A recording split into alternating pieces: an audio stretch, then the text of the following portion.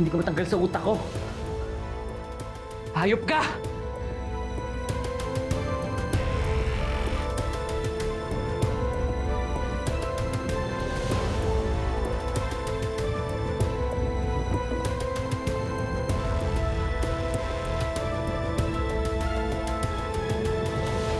Patay ka na.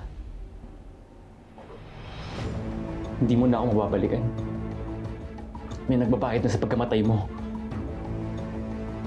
Hindi na dapat ako natakot.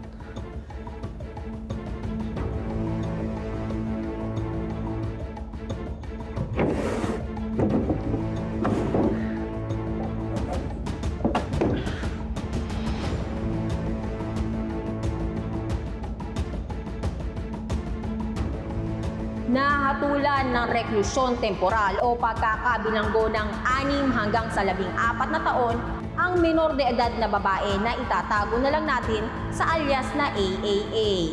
Si Gina. Kumusta siya? Hindi okay.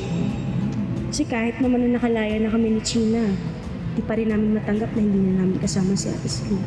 Tapos si Gina sobrang affected niya pa sa paghiwalay namin. Ikaw pa ba, Abalante? Ang lakas-lakas mo sa akin. Matatanggihan pa ba kita? Lalong-lalo na yung kliyente mo. Sige, basta. Ako na bahala doon.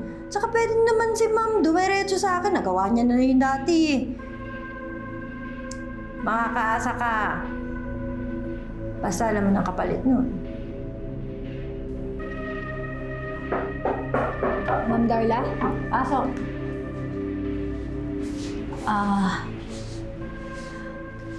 Pinapatawag niyo daw po ako. May pagagawa ako sa'yo.